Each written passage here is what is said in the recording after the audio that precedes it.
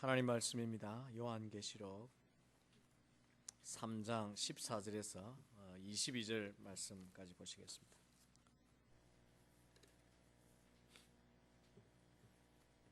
요한계시록 3장 14절에서 마지막 절까지 우리 한 절씩 교독에서 봉독합니다. 라오디게아 교회의 사자에게 편지하라. 아멘이시요 충성되고 참된 정인이시요 하나님의 창조의 근본이시니가 이르시되 내가 네 행위를 아노니 네가 차지도 아니하고 뜨겁지도 아니하도다. 네가 차든지 뜨겁든지 하기를 원하노라. 네가 이같이 미지근하여 뜨겁지도 아니하고 차지도 아니하니 내 입에서 너를 토하여 버리리라. 네가 말하기를 나는 부자라 부유하여 부족한 것이 없다 하나 네 공고한 것과 가련한 것과 가난한 것과 눈먼 것과 벌거벗은 것을 알지 못하는도다. 내가 너를 권하노니 내게서 불로 연단한 금을 사서 부요하게 하고 흰옷을 사서 입어 벌거벗은 수치를 보이지 않게 하고 안약을 사서 눈에 발라 보게 하라. 무릇 내가 사랑하는 자를 책망하여 징계하노니 그러므로 네가 열심을 내라. 회개하라. 볼지어다 내가 문 밖에 서서 두드리노니 누구든지 내 음성을 듣고 문을 열면 내가 그에게로 들어가 그와 더불어 먹고 그는 나와 더불어 먹으리라. 이기는 그에게는 내가 내 보좌에 함께 앉게 하여 주기를 내가 이기고 아버지 보좌에 함께 앉는 것 같이 하리라. 귀 있는 자는 성령이 교회들에게 하시는 말씀을 들을지어다. 아멘. 우리가 하나님께 예배하는 자리에 나왔습니다. 항상 드리는 말씀이지만 이 예배 시간은 하나님을 만나는 시간입니다. 여러분들이 귀를 열고 눈을 열어서 하나님 우리 가운데 오시고 말씀하시고 또 여러분을 만나주시는 그 놀라운 영적인 축복을 누리기를 주의 이름으로 축원합니다. 성숙한 신앙은 내 관점에서 사물을 보고 세상을 보고 역사를 보고 또 신앙생활을 하는 것이 아니라 하나님이 보시는 관점에서 이 땅을 보고 내일을 보고 그리고 신앙생활을 하는 것이라고 확신합니다. 왜냐하면 우리는 완전하지 못하고 우리는 때로는 잘 이해하지 못하고 우리에게 가려진 것들이 많기 때문에 하나님이 말씀하시는 또 하나님이 본래 의도하신 진리를 우리가 잘 보지 못할 때가 참으로 많기 때문입니다. 그래서 말씀을 읽어보면 종종 우리는 하나님과 너무나 다른 시각을 가지고 또 너무나 다른 삶의 방식을 가지고 살아가고 있다는 것을 깨닫게 됩니다. 그 대표적인 것 중 하나가 외형 지향주의입니다. 세상의 기준처럼 크고 또 많고 그리고 높아야 항상 좋은 것으로 생각하는 이 땅의 그 기준이 하나님이 보시는 관점과 하나님의 나라에도 똑같이 적용될까라고 생각해 보면 전혀 그렇지 않다는 것을 우리가 말씀을 통해 발견하기 때문입니다. 하지만 우리는 우리의 관점에서 여전히 신앙세계를 들여다보려 합니다. 그냥 편하게 생각하기를 대형교회, 성도들이 많이 모이는 교회는 좋은 교회라고 생각합니다. 그리고 성도들이 작게 모이는 교회는 좋지 못한 교회라는 그런 기본적인 생각을 갖고 있죠. 헌금이 많이 나와서 경제적으로 여유가 있는 교회는 많은 일을 할 수 있고 또 훌륭한 교회라 생각하지만 경제적으로 어렵고 가난한 교회는 볼품없는 형편없는 교회라 그렇게 생각하는 것입니다. 그러나 하나님께서는 놀랍게도 외형적으로 판단하지 않는다는 것을 성경 모든 곳에서 발견할 수 있습니다. 성경을 다 인용하지 않더라도 그것은 하나님의 관점인 것을 알 수가 있습니다. 이미 보았듯이 칭찬만 들었던 서머나 교회가 외형적으로 볼 때는 지극히 작은 교회였고 너무나 궁핍하고 가난한 교회였습니다. 그런데 사람들이 다 그 교회가 왜 저럴까라고 생각했지만 주님은 그들에게 가셔서 아니다, 실상은 내가 부유하다, 그렇게 주님이 그들에게 말씀하셨다는 것이죠. 반면에 사대교회는 모든 것이 부족함이 없었습니다. 경제적으로도 외형적으로도 그 지역에도 그랬지만 건축에 있어서도 아마 교회가 좋은 건물을 가지고 있었을 게 틀림이 없었습니다. 그런데 주님은 자기 스스로가 우리는 살아있고 우리는 최고야 라고 생각하는데 주님은 그들에게 가셔서 아니다, 너는 실상 죽어있다, 그렇게 주님이 말씀하셨다는데 또 우리가 놀라는 것입니다. 라오디아 교회도 마찬가지입니다. 라오디아 교회 역시 모든 것이 풍족한 교회였습니다. 스스로 모든 것에 부족함이 없다고 자랑하며 살았어요. 자부하며 살았습니다. 그런데 하나님은 실상 그들을 바라보시면서 너희처럼 가난하고 너희처럼 초라하고 너처럼 불쌍한 사람이 없다, 그렇게 말씀하셨습니다. 그러면서 라오디아 교회를 책망하셨죠. 라오디아 교회는, 서문화 교회는 외형적으로 지극히 보잘것없었지만 주님이 가장 부요하다고 인정하셨고, 반대로 라오디아 교회는 외형적으로 아마 최고였는지 모르지만 주님이 가장 불쌍하고 가난하다고 말씀하신 것입니다. 이것을 우리가 어떻게 설명할 수 있겠습니까? 그것은 하나님이 보시는 관점이 다르다는 것입니다. 그러므로 우리가 우리 자신을 볼 때나 이 땅에 있는 모든 걸 볼 때 우리의 시각과 우리의 관점이 아닌 하나님의 관점에서 보는 것이 우리가 실수하지 않고 올바른 신앙과 성숙한 신앙으로 나아가는 길입니다. 오늘 이 시대도 마찬가지입니다. 라오디게아 교회 같은 교회들이 있을 수 있습니다. 외형은 크고 화려하지만 주님 눈에 보실 땐 곤고하고 가련하고 불쌍한 교회와 그런 성도들이 있을 수 있다는 것입니다. 우리 교회는 주님이 어떻게 보실까요? 여러분 각자는 주님이 보실 때 어떻게 보실까요? 그게 궁금하지 않습니까? 저는 참 궁금합니다. 하나님, 우리 교회를 주님이 보실 때는 어떻게 보실까? 하나님, 나를 보실 때, 우리 교회 성도 한 사람 한 사람을 보실 때 주님이 이 소아시아 교회 중에 어떤 교회처럼 말씀하실까? 그런 생각을 가지고 우리 자신들을 한번 돌아볼 수 있기를 바랍니다. 세상이 평가하는 것은 소용이 없습니다. 주님이 우리를 어떻게 평가하시고 마지막 때 어떻게 우리를 보실까가 사실은 제일 중요한 것이기 때문입니다. 주님은 라오디아 교회에 칭찬을 얻고 책망만 하셨습니다. 그래도 주님이 이 교회를 책망하시는 것은 놀랍게도 주님이 여전히 이 교회를 사랑하고 계시기 때문에, 그리고 이 교회를 붙들고 싶고 아직은 희망을 두고 계시기 때문에, 그것이 19절에 나타나요. 주님이 정말 내가 너희를 부족함 없이 사랑한다 이렇게 표현하지는 않았지만 주님이 뭐라고 하시냐면 내가 사랑하는 자를 징계하고 책망하고 징계하듯이 너희들에게 하니까 빨리 돌아오라 이렇게 말씀하셔요. 그러니까 책망하신다는 것은 아직 희망이 있는 것입니다. 아들이 아니면 아예 책망도 안 하죠. 주님이 포기하셨으면 아예 말씀을 안 하시죠. 그러나 책망을 하시는 것은 너가 왜 이렇게 사냐, 너의 모습이 왜 이러냐, 아들이기 때문에 주님이 안타깝게 하시면서 라오디아 교회를 향해 이런 말씀을 하시는 것입니다. 오늘 우리는 우리 자신이 주님 앞에 어떤 평가를 받을지 생각하면서 주님 앞에 책망 듣지 않고 우리 주님을 기쁘시게 하고 우리 주님께 칭찬을 들을 수 있으려면 우리가 어떻게 해야 될까를 이 말씀을 통해 또 다시 발견해야 합니다. 세 가지를 함께 나눌까 합니다. 우리가 주님 마음에 꼭 들고 우리가 주님 앞에 참으로 충성되게 칭찬 듣는 믿음의 사람, 특별히 주님이 간곡하게 말씀하시는 이 불로 연단하여도 없어지지 아니하는 그 믿음을 우리가 사서 정말 부여하게 되려면 어떻게 해야 될까? 본문에 발견할 수 있는 첫 번째가 자기 성찰을 통해서 영성을 회복해야 합니다. 자기를 늘 잘 살펴서 신앙의 능력을 회복해 가야 한다는 것입니다. 라오디게아 성도들은 자신을 볼 수 있는 눈이 없었습니다.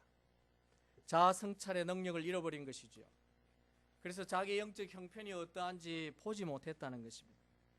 자기를 돌아보지 못한다는 것은 사실 엄밀하게 말하면 자기의 부족한 것을 보지 못한다는 것입니다. 그것은 더 나아가면 더 이상 성장이 없다는 것이죠. 자기를 돌아보지 않는 사람은 더 좋은 모습으로 자기를 변화시키고 가꾸지 못하기 때문에 계속해서 공동체 안에 있는 다른 사람에게 상처가 되고 불편함이 되고 나중에 주님 앞에는 슬픔이 되고 책망을 듣게 되는 것입니다. 라오디게아 교회가 그랬습니다. 이유가 무엇이었을까요? 눈이 가려진 이유가 무엇이었을까? 모든 성경학자들은 공통적으로 교만 때문이라고 말합니다. 17절에서 그것을 찾을 수가 있습니다. 17절에 주님이 말씀하셨어요. 네가 교만하구나 이렇게 말하지 않았지만 그 미닝을 이야기하셨습니다. 네가 말하기를 나는 부자라 부유하여 부족한 것이 없다 그렇게 말하는 것 자체가 주님 보실 때에 교만했다는 것입니다. 그러나 실상은 네가 공고하고 가련하고 가난하고 눈멀고 벌거벗었는데 그것을 네가 알지 못한다. 그렇게 주님이 말씀하시는 것입니다. 그들은 자신에게 있는 환경을 또 자신에게 있는 부요를 때문에 스스로 자기를 살피는 눈이 가려져 있었던 것입니다. 교만하면 되게 사람이 자기를 볼 줄 몰라요. 이 도시는 실제 돈이 많아서 그 지역의 주변 지역에 없던 금융업이 굉장히 발달했다고 그래요. 금융이 발달했다는 것은 은행이 만들어지고 저축을 하고 또 대출을 하고 이런 관계에 산업이 발달했다는 거겠죠. 재밌는 역사 기록에 의하면 AD 61년에 이 지역에 지진이 나가지고 이 라오디게 지역이 거의 폐허가 되었는데 그래서 로마 황제가 복구비를 지원한다 그러니까 과감하게 이 도시가 우리 필요 없습니다. 우리 돈으로 알아서 합니다. 그렇게 거절했다는 역사 기록이 있을 만큼 이 도시가 부유했다고 그럽니다. 뿐만 아니라 주님이 여기 일일이 열거하는 이유가 다 백그라운드가 있는데 그 지역에는 특별히 이 흑색 양모, 그러니까 요즘 우리 여인네들이 여전히 좋아하는 그 이 양털 옷 있잖아요. 흑색으로 된 아주 고급스러운 양모가 많이 생겨서 이 패션계도 발달하고 그리고 사치 문화가 굉장히 발달했답니다. 그러니까 따뜻하게 옷 입을 수 있고 좋은 옷을 입을 수 있으니까 벌거벗는 것을 생각을 하지를 못하는 것입니다. 늘 그런 옷으로 이렇게 폼을 내고 자랑하며 살았기 때문에 수치를 몰랐던 것입니다. 그뿐 아니라 이 지방이 유명한 것이 의약품이었는데 그 중에서도 프리기안이라고 하는 안약이 굉장히 발달해서 당시에 세계적으로 유명했다고 합니다. 이 안약만 바르면 웬만한 눈병을 다 고칠 수 있을 정도의 효력이 있었다고 그래요. 그러다 보니까 이 지역의 사람은 보이지 않는 것에 대해서 걱정을 안 했습니다. 보이지 않으면 안약 사서 바른다고 생각을 하기 때문이죠. 이런 자기를 볼 줄 모르는 것 때문에 예수님이 일일이 말씀을 하시는 거예요. 너가 스스로 부자고 너가 스스로 옷을 잘 입고 너가 잘 본다고 생각하는데 실제로는 가난하다. 실제로는 너가 옷을 하나도 안 걸치고 부끄럽게 벗고 있구나. 그리고 실제 눈이 멀었다. 그렇게 주님이 말씀하시는 것입니다. 왜였을까요? 여전히 자신들에게는 문제가 없다고 하나님 잘 믿고 있다고 교만하게 생각했기 때문입니다. 안타까운 일이지만 오늘도 하나님이 보실 때는 이와 같은 교회와 이와 같은 성도들이 있다는 것입니다. 역사학자였던 토인비는 일찍 사람들에게 말하기를 현대인들은 모든 것을 다 안다. 많은 지식에 풍성하다. 그런데 딱 한 가지 자기 자신에 대해서는 무지할 뿐이라고 이미 우리 사람의 연약함을 지적한 바가 있습니다. 과거뿐만 아니라 오늘도 다른 모든 것들은 잘 아는데 자기 자신에 대해서 아는 데는 너무나 무지하다는 사실입니다. 주님이 그것을 말씀하시는 거죠. 사실은 무지한 게 아니라 어쩌면 자기를 잘 보려고 하지 않기 때문인지도 몰라요. 자신이 잘하는 것만 보고 싶고 자기의 부족과 그리고 자기의 약점이나 하나님이 고치라고 말씀하시는 것을 느끼기는 하는데 안 보려 할지도 모릅니다. 그래서 자기 성찰의 눈이 없다는 것입니다. 이것은 인생의 큰 불행입니다. 현재 자신이 부족하고 때로는 어려움을 겪어도 자기를 잘 볼 수 있으면 사실은 희망이 있는 것입니다. 바꾸고 고치어서 우리 하나님께도 희망을 드릴 수가 있죠. 무엇보다 우리 주님이 주시는 눈으로 우리 자신을 볼 수 있다면 그것은 큰 복이 될 것입니다. 지금 내 상태가 어떠한지와 상관없이 먼저 필요한 게 뭐냐면 주님이 나를 보시듯이 나를 볼 수 있는 눈이 필요합니다. 그러면 현재 내 상태가 어떠하든지 그것은 변화시키고 고치고 주님이 말씀하신 데까지 이를 수 있기 때문입니다. 여러분은 어떻습니까? 여러분 늘 자기 성찰을 잘 하고 있는 사람인지요? 주님이 나를 보시듯이 나도 나를 볼 수 있는 그런 눈을 소유할 수 있기를 주의 이름으로 축원합니다. 주님이 그래서 오늘 명령하셔요. 주님이 이처럼 자신을 볼 줄 모르고 가난하고 무능한 이들에게 어떻게 하라고 명령하냐면 18절의 명령입니다. 우리 18절을 다 같이 한번 읽어봅시다. 우리가 해야 할 일이기 때문에 다 같이 함께 읽겠습니다. 시작. 내가 너를 권하노니 내게서 불로 연단한 금을 사서 부요하게 하고 흰옷을 사서 입어 벌거벗은 수치를 보이지 않게 하고 안양을 사서 눈에 발라 보게 하라.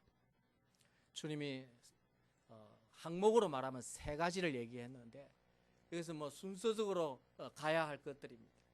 주님은 무엇보다 우리가 영적인 눈을 밝게 해서 자신을 정확하게 보고 살라고 말씀하십니다. 자신을 볼 수 있도록 안약을 사서 발라라고 말합니다. 이거 이렇게 얘기하면 그 당시 사람들 다 알아들었어요. 왜냐하면 프리기안이 있었기 때문에.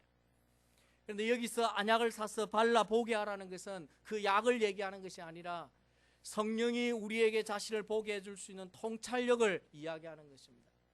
육신의 눈으로 보는 것이 아니라 성령의 눈으로 자기 자신을 들여다볼 수 있도록 주님께 안약을 달라 그러고 구해서 자기의 영적인 실상이 어떻는지 보라고 주님이 간절히 부탁을 하십니다. 오늘 우리에게도 이런 영적 안목이 필요합니다.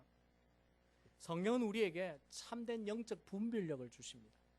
우리는 부족해서 어떻게 기도해야 될지 기도도 잘 못하잖아요. 그런데 성령이 어떻게 구할지 우리를 도와주신다고 하셨잖아요. 성령을 우리가 의지하고 성령께 겸손하게 기도하며 나를 보게 해달라고 성령께서 도와달라고 그렇게 하면 성령이 우리에게 우리의 영적인 형편이 어떤지 보게 해주십니다. 우리가 구하지 않기 때문에 겸손함으로 하나님 앞에 그 은혜를 우리가 갈급해하지 않기 때문에 어쩌면 라우디아 교회 성도들처럼 나는 괜찮다, I am okay, 나는 잘 예수 믿고 있고 나는 최선을 다하고 있어, 그렇게 생각할지도 모릅니다. 그래서 주님이 먼저 성령을 통해서 우리 자신을 보라고 말씀하시기 때문에 우리가 이 일을 해야 합니다. 여러분이 현재 스스로의 평가가 좋든지 나쁘든지 관계없이 하나님 앞에 가서 자기를 보게 해달라고 겸손하게 무릎 꿇어 보시기 바랍니다. 그리고 성령이 내 영적인 실상, 내 영적인 능력, 그리고 현재 내 삶을 주님이 어떻게 평가하고 계신지를 볼 수 있도록 해달라고 주께 이 은혜를 구하면 분명히 주님께서 우리에게 말씀해 주시고 깨닫게 해주시고 그리고 어디를 수정해야 될지 무엇을 바꿔야 될지 성령이 반드시 우리에게 가르쳐 준다고 믿습니다. 그러므로 여러분이 주님이 사라고 하는 이 안약을 반드시 사십시오. 성령께 구하십시오. 그래서 여러분이 여러분 자신을 날마다 잘 자기 성찰을 할 수 있는 그 능력을 가지고 살기를 주의 이름으로 축원합니다. 주님은 자신을 보게 되면 수치가 드러나기 때문에 그 수치를 가리울 방법도 말씀해 주십니다. 어떻게 하라고 말씀하죠? 당시에 흑색 양모가 있었던 것처럼 주님은 비유를 통해서 옷을 사서 수치를 가리우라 말씀하셨어요. 근데 여기 이 흰옷을 사서 수치를 가리우라. 근데 이 흰옷은 무슨 옷일까요? 이것은 예수 그리스도의 보혈로 우리에게 입혀주는 의의 옷, 마지막 혼인잔치에 참여할 수 있는 계시록에서 말씀하고 있는 흰 세마포, 그것을 우리에게 말씀해 주는 것입니다. 여기 흰옷은 그리스도를 통해서 입게 되는 보혈의 옷입니다. 거룩함의 옷이죠. 그리고 예수 그리스도가 자기의 구원자임을 믿는 자에게 주님이 의로 칭의로 입혀주시는 의의 옷입니다. 이 옷을 사 입어야 합니다. 어떻게 이 옷을 사 입습니까? 복음으로 돌아가는 거야 것입니다. 복음으로 돌아가는 것입니다.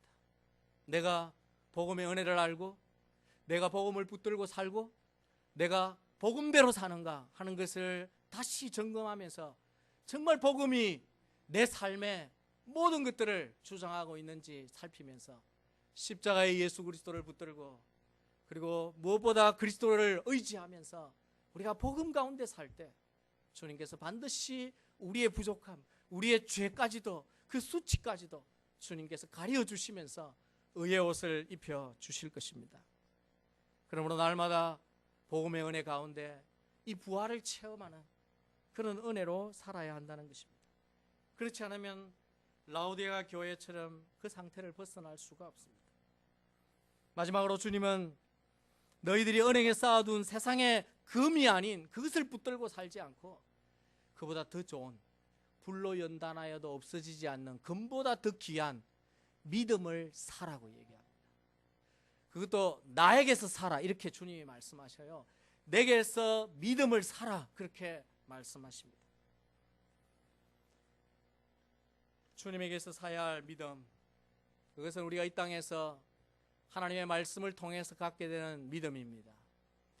시련과 연단을 통해 불로 연단해도 없어지지 않는 단단한 금보다 더 귀한 믿음을 주님은 우리에게 주신다고 말씀합니다. 우리가 구원 얻는 믿음은 선물로 받아요. 그런데 그 받은 선물 위에 우리가 하나님의 모든 약속의 말씀을 믿고 축복을 체험하고 그리고 기적을 맛볼 수 있는 모든 믿음, 심지어 영적인 도전 가운데서도 그걸 이길 수 있는 그 믿음, 그것은 또 다른 은혜라는 것을 성경이 우리에게 가르쳐주고 있습니다. 그래서 여러분이 성경을 읽어보면 알지만 로마서의 은사에 대해서 얘기할 때 믿음의 은사를 얘기하고 있습니다. 믿음이 은사예요. 그냥 내가 예수를 믿는다 이것으로 끝나는 게 아니라 그 믿음이 구원 얻는 믿음에서 하나님의 축복을 맛보는 믿음으로 놀라운 기적과 하나님의 전능하심을 체험하는 그런 믿음으로 그리고 위대한 하나님의 일을 행할 수 있는 믿음으로까지 우리가 나아가는데 그것은 사야 됩니다. 경건으로 사야 되는 거예요. 말씀과 기도와 훈련을 통해서 하나님 앞에 그 믿음을 소유해야 합니다. 이 땅에 있는 재물을 붙들고 자랑하는 것이 아니라 우리 주님은 주님께서 주시는 믿음을 붙들고 그 믿음을 자랑하고 살라고 지금 라오디게아 교회 성도들에게 권면하시는 것입니다. 사랑하는 성도 여러분, 오늘 이 말씀 앞에서 저와 여러분 자신을 성찰해 볼 수 있기를 바랍니다. 성령이 우리에게 가르쳐 주시는 대로 하나님의 관점에서 자기를 보십시오. 믿음의 선배들은 다 그렇게 살았어요. 다윗이 고백하고 노래하기를 이렇게 말합니다. 하나님이여 나를 살피사 내 마음을 아시며 나를 시험하사 내 뜻을 아옵소서. 내게 무슨 악한 행위가 있나 보시고 나를 영원한 길로 인도하소서. 다윗이 자기를 잘 보게 해달라고 하나님이 보시듯 자기를 알게 해달라고 간절히 기도했던 다윗은 실패가 있었고 부족함이 있었지만 하나님이 원하는 길을 끝까지 갈 수가 있었습니다. 이렇게 우리 자신들도 우리 자신을 성령 앞에 말씀 앞에 내어놓으면서 자기를 잘 살피셔서 자기에게 있는 수칙을 의의 옷으로 덮고 자기에게 없는 믿음을 불로 연단해도 사라지지 않는 귀한 믿음을 사서 주님이 오시는 그 시간까지 우리가 믿음의 사람으로 나타날 수 있도록 우리 주님이 됐다고 인정하실 수 있는 믿음의 사람이 되도록 그렇게 준비하고 늘 자기를 새롭게 하는 믿음으로 부욕해야 되는 그런 복된 성도들 되시기를 주의 이름으로 축원합니다. 주님이 라오디게아 교회의 두 번째 책망하시고 명령하시는 내용이 뭐냐면 신앙의 열정을 회복해야 된다는 겁니다. 주님이 라오디게아 교회에 하신 두 번째 책망은 열정의 상실에 대한 거였어요. 본문 15절과 16절 말씀을 보시면 내가 네 행위를 아노니 네가 차지도 아니하고 뜨겁지도 아니하도다. 네가 차든지 뜨겁든지 하기를 원하노라. 내가 이같이 미지근하여 뜨겁지도 아니하고 차지도 아니하니 내 입에서 너를 토하여 버리겠다. 그렇게 말씀하십니다. 이들을 책망하시면서 미지근한 이 온천수 얘기를 한 것은 이 라오디게아 교회 성도들이 너무나 잘 알아들을 수 있는 비유였습니다. 왜냐하면 이 라오디게아 지역은 골로새 지역과 그리고 디아볼리 지역과 이렇게 삼각형으로 지형적으로 이렇게 되었어요. 디아볼리가 아니라 히에라볼리 지역과 삼각형으로 이렇게 되어 있었는데, 골로새 지역은 차가운 물이 샘솟는 샘물로 아주 유명한 지역이었습니다. 반면에 히에라볼리 지역은 뜨거운 온천수가 나오는 지역이었어요. 그런데 이 라오디게 지역은 물이 별로 시원찮았습니다. 그래서 이 사람들이 좋은 물을 생각하면, 골로새 지역은 차갑고 시원한 샘물이 있다. 그리고 히에라볼리는 거기는 뜨거운 온천수가 있는데 우리는 왜 그렇지? 늘 그런 마음이 있었습니다. 그런데 이 히에라볼리에서 흘러가 내려오는 온천수가 그곳에는 뜨거웠지만 점점 내려오면서 물이 식어서 미지근하게 되어졌고, 그리고 그 팔레스틴 지역이 많은 지역이 석회질 토양이었기 때문에 물이 흘러내려오면서 그 속에 이물질이 함유가 돼요. 근데 석회 성분이 함유가 되면요, 정말 물이 이게 맛이 없을 정도가 아니라 이렇게 역겨울 정도로 그렇게 된다고 합니다. 그래서 그 물은 마실 수 없는 물이 되었다고 합니다. 주님이 그것을 이미 알고 있는 라오디게 교회 성도들에게 그 물맛을 떠올리면서, 지금 너희 상태가 내가 꼭 토해버리고 싶은 상태다, 그렇게 말씀했던 것입니다. 그러면 라오디게 교회 성도들은 잘 알아들었습니다. 왜 주님이 이들에게 토해버리고 싶다 그렇게 말씀했냐면, 그들에게 아무런 영적인 열정이 없고 그들에게 다른 사람 지역에 하나님을 나타내 보일 만한 신앙적인 영향력이 없었기 때문입니다. 그래서 이름만 가지고 있었기 때문이죠. 교회라는 이름, 성도라는 이름만 가지고 있었기 때문입니다. 그들이 정기적으로 예배를 드렸지만 그들은 하나님의 말씀에 대한 간절함도 없었습니다. 그리고 세상적인 것들에게 오히려 관심을 갖고 자기들이 이미 가지고 있는 것을 자랑하고 그렇게 살았습니다. 주님은 그들의 신앙이 차라리 근교에 있는 골로새 지역 물처럼 시원하든지 아니면 히에라볼리 지역처럼 뜨겁든지 둘 중에 하나로 분명히 색깔을 좀 보이라, 그렇게 말씀하셨습니다. 그래서 주님이 해결책을 말씀해 주셔요. 19절에 해결책을 이렇게 말씀하십니다. 무릇 내가 사랑하는 자를 책망하여 징계하노니 그러므로 네가 열심을 내라, 회개하라, 그렇게 말씀하시죠. 주님은 열심을 내라고, 열심을 회복하라고 명령하십니다.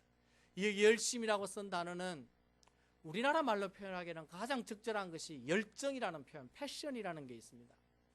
마음속에서 참을 수 없을 정도로 일어나는 어떤 간절함, 그 간절함이 세상에 겉모으고 흑색 양모 사입는 게 아니라 주님의 말씀에 대해서, 그리고 앞으로 다가올 예수 그리스도에 대한 열정으로 회복하라고 주님은 말씀하는 것입니다. 주님이 다시 그들을 보실 때 그들의 신앙적인 열심이 생겨서 주님이 기뻐하실 수 있도록 그렇게 열정을 회복하라고 말씀합니다. 오늘 현대교회의 모습, 현대 성도들의 모습을 보면 이전에 비해서 신앙적인 열정이 매우 작은 것이 사실입니다. 적어도 제가 어릴 때 자라면서 신앙생활 하면서 보았던 교회 성도들의 모습과 지금 제가 목회를 하면서 바라보는 성도들의 모습과는 매우 큰 차이가 있습니다. 저는 한동안 왜 차이가 있는지 이해를 잘 못했어요. 왜 옛날에 어른들은 이렇게 신앙생활하고 이런 마음으로 교회를 섬기고 이런 마음으로 말씀을 붙들었는데 왜 지금은 다를까? 제가 생각해보고 굉장히 고민이 많고 갈등이 많았는데 결론은 사람이 다르다는 겁니다. 시대가 다르다는 거예요. 그때 시대하고 지금 시대가 같지 않다는 얘기입니다. 그래서 제가 다른 시대에 살고 있구나. 제가 그런 걸 깨닫는데 너무 오래 걸렸어요. 왜냐하면 제가 어릴 때 본 게 있었기 때문에, 제가 자라면서 신앙생활하고 훈련받은 것이 있었기 때문에. 한 번씩 한국 교회 소식을 들으면요, 동역자들에게 듣는 얘기가, 윤 목사님 요즘 한국 교회도 잘 안 모입니다. 추정의 예배에 얼마나 잘 안 나오는지 모릅니다. 그리고 훈련도 잘 안 받습니다. 그래서 모든 걸 주일날 다 해결하고 됐지, 그런 거예요. 주중에는 교회에 거의 잘 안 나온다는 거예요. 이런 예전과 정말 다른 모습입니다. 사람들이 어쩌면 신앙생활을 주일날 가는 것으로 충분하다고 생각하는지도 모르죠. 취미생활이나 혹은 삶의 액세서리 정도로 생각하는 분들도 있을 수 있을 것입니다. 그런데 시대를 생각해 보면요, 과거보다 지금 우리가 살고 있는 시대가 신앙을 지키기는 더 어렵습니다. 이제 이게 딜레마예요. 예전에는 그나마 말씀만 붙들어도 영적인 성리가 가능했고, 이게 주님 앞에 순종해서 아주 기본적으로 기도하고 예배 생활하고 잘해도 하나님이 우리를 충분히 보호해 주시고, 그리고 삶에 문제가 없었습니다. 근데 지금은 그렇게 해도 안 되는 시대에 우리가 사실은 살고 있어요. 영적인 도전이 더 많고, 마지막 때에 사단이 하나님께 허락을 받아서 활동이 더 거세진 곳에 있기 때문에 우리가 영적으로 깨어서 이전보다 2배로 기도해야 되고, 우리가 이전보다 2배로 말씀을 읽어야 되고, 2배로 예배 생활을 해도 이게 싸워서 이길까 말까 하는 시대에 살고 있는데, 우리는 2배나 사라진 것입니다. 열정이 2배나 사라지고 예배도 2배가 없어지고, 그렇게 되었다고 생각을 해보면 우리가 이 시대를 어떻게 감당할 수 있을까요? 그래서 아마 주님이 내가 인자가 올 때 믿음을 보겠느냐 염려하신 것 같아요. 그리고 마지막 때에 많은 사람이 미혹되어서 주님을 떠나게 될 것이라고 말씀하신 이유가 이런 현상 때문이지 않는가 생각해 봅니다. 그런데 저와 여러분은 어떻게 살아야 할까요? 오늘 19절의 말씀을 붙들어야 됩니다. 회개하시고 열정을 회복하셔야 됩니다. 주님은, 제가 생각을 해봤습니다. 주님은 나를 구원하시기 위해 얼마나 열심을 하셨을까? 한번 생각해 보십시오. 주님은 나를, 한 사람을 구원하기 위해서 어떤 열심을 내셨죠?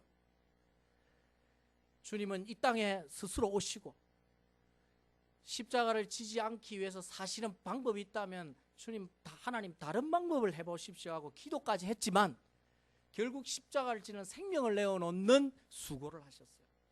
주님은 나를 위해 생명도 아끼지 않았는데 나는 생명 걸고 예수 믿는가? 나는 정말 생명을 걸고 내가 주의 말씀에 순종하기 위해서 애쓰는가? 그렇게 생각할 때 주님 앞에 참 부끄러웠습니다. 지난 한 주간은 제 마음속에 제 젊은 날들의 시간들을 조금 떠올리게 해주셨어요, 하나님.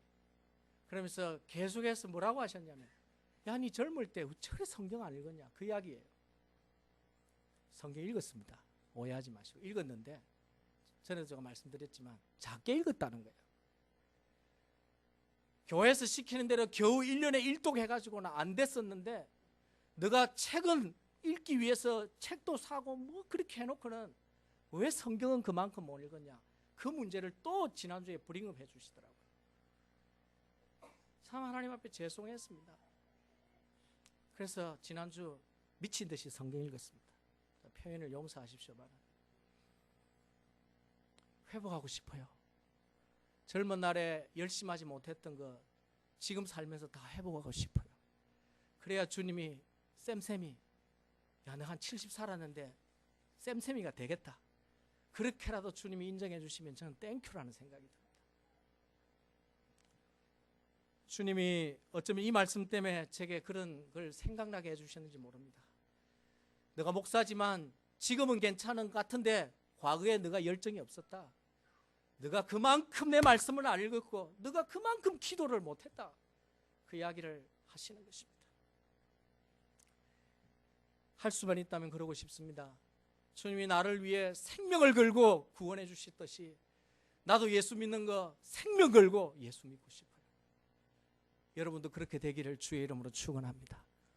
그냥 대충 그냥 지금까지 몇십 년 신앙생활 했으니까 I am okay 이렇게 생각하지 마시고, 지금 주님이 괜찮다고 하시는지를 보시면서 하나님 앞에 내 생명 다해서 이런 마지막 시대에 살고 있는 영적 도전 가운데 악한 영의 역사들을 분별하고 쳐내면서, 그리고 믿음을 지키기 위해 하나님 앞에 바르게 쓰지 않으면 우리가 언제 딸려갈지 모르기 때문에, 언제 사탄에게 삼킴을 당할지 모르기 때문에, 그래서 주님이 회개하라는 것입니다. 먼저 회개하는 은혜가 있어야 됩니다. 지금까지 열심을 내지 못했던 부분들을 성령이 깨닫게 해주시면 회개해야 되는 것입니다. 하나님, 내가 이런 부분이 부족했군요, 이런 부분에 열정을 잃었군요, 이런 부분에 내가 간절함이 없었군요. 회개하면 성령이 다시 열정을 회복시켜 주시고 말씀에도 나아가게 하시고 기도의 자리도 나아가게 하시고 예배도 주일 뿐만 아니라 수예배도 여러분이 참석할 마음을 갖게 해주시고 그러면서 하나님 앞에 더 열정적인 신앙으로 살도록 성령이 우리를 도와주실 것입니다. 그래야 주님 오실 때까지 여러분의 신앙을 지킬 수 있는 줄로 저는 믿습니다. 사랑하는 성도 여러분, 여러분에게는 혹시 영적 안일함과 게으름이 없는지 살펴보십시오. 신앙생활이 미지근하다면 열정을 회복하십시오. 예배 생활도 주일날 예배에 그냥 와도 그냥 오지 마시고 좀 다르게 하나님 앞에 준비되어 오시고 여러분이 말씀과 기도 가운데 훈련 가운데 모든 것에 무엇을 더 해야 될지 내가 생명을 걸고 예수 믿는다는 게 어떤 것인지 여러분이 생각하시면서 우리 주님이 이 말씀 때문에 그런 회복을 우리 가운데 보시고 우리를 기뻐하시고 우리 교회를 기뻐하실 수 있게 되기를 주의 이름으로 축원합니다. 세 번째, 주님이 마지막에 한 가지를 더 말씀하십니다. 주님이 책망 듣지 않는 신앙이 되려면 마지막으로 주님 말씀하시는 것은 항상 주님을 모시고 주님과 교제하며 살아야 한다는 것입니다. 주님이 라우디가 교회 성도들에게 간곡히 당부하는 것이 하나 있습니다. 본문 20절입니다. 볼지어다 내가 문 밖에 서서 두드리노니 누구든지 내 음성을 듣고 문을 열면 내가 그에게로 들어가 그와 더불어 먹고 그는 나와 더불어 먹으리라.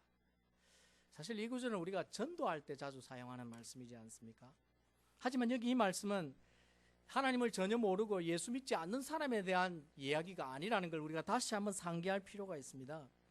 그 말은 교회 안에 있는 성도들도 주님을 자기 삶의 마음 바깥 문에 세워둘 수 있다는 얘기입니다.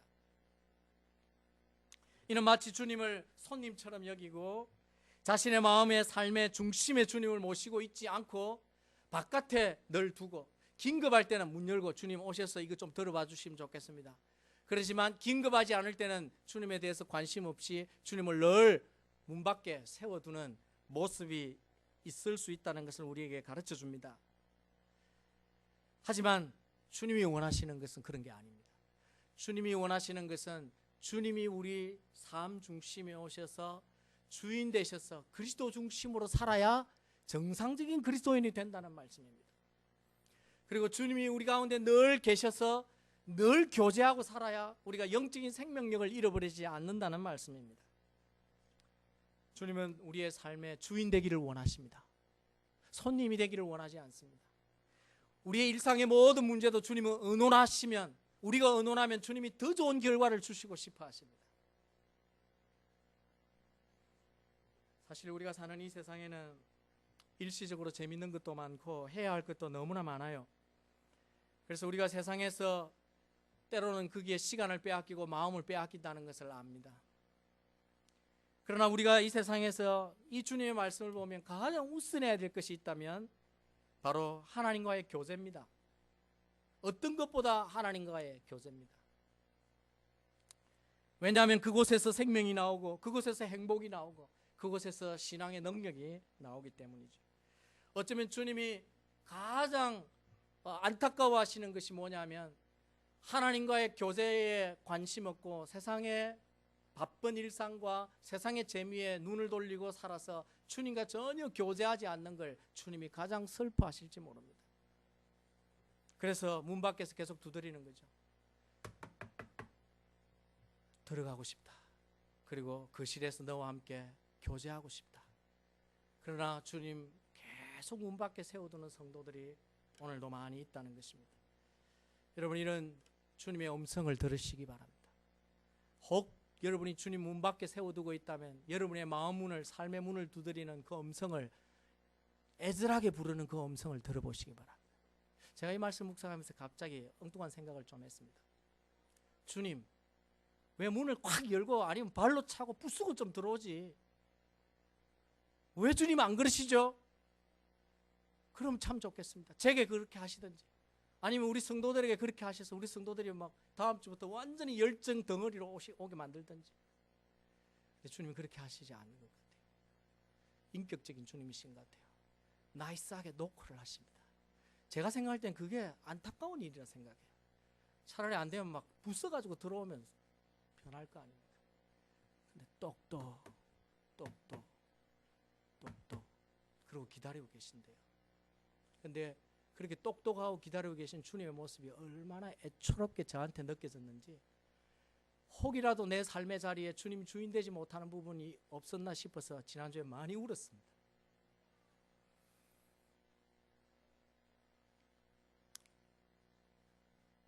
여러분, 저와 같지 않기를 바랍니다. 주님 바깥에 세워두고 자기도 모르게 자기가 주인 되어 살지 않기를 바랍니다. 주님이 혹이라도 부르시는, 두드리시는 노크 소리가 들린다면 여러분, 문을 열고 그분을 영접하십시오. 그리고 세상 재미에 푹 빠져 있는 데서 좀 돌아오십시오. 여러분, 지금 해야 할 일이 너무 많습니다. 마지막 때 자신의 믿음도 준비해야 되고, 준비되면 여러분을 통해서 하나님이 하시고 싶어 하는 일이 있습니다. 사랑하는 성도 여러분, 저와 여러분의 마음 문을 두드리는 애절한 주님의 음성을 여러분이 들을 수 있기를 주의 이름으로 축원합니다. 바쁜 삶 때문에 주님께 관심도 두지 못하고 있었다면 주님께 열정을 다시 회복하십시오. 주님을 향한 열정, 신앙의 열정을 회복하시고, 무엇보다 성령을 통해서 우리 각자의 모습을 정확하게 들여다보고 하나님의 관점으로 우리를 새롭게 진단해서 우리가 예수 그리스도의 보혈을 다시 붙들고 의의 옷을 입고, 그리고 지금보다 더 나은 믿음을 주님께 구해서 사서 앞으로 더 극심하게 다가올 마지막 시대의 사탄의 공격과 환난 가운데서 여러분이 넉넉히 이길 수 있는, 그래서 오늘 말씀에 있는 것처럼 주님과 함께 보좌에 앉으실 수 있는 그런 복된 믿음의 성도들, 새비전교회 성도들 다 되기를 주의 이름으로 축원합니다. 기도하시겠습니다. 한번 다 같이 기도하십시다. 하나님 아버지,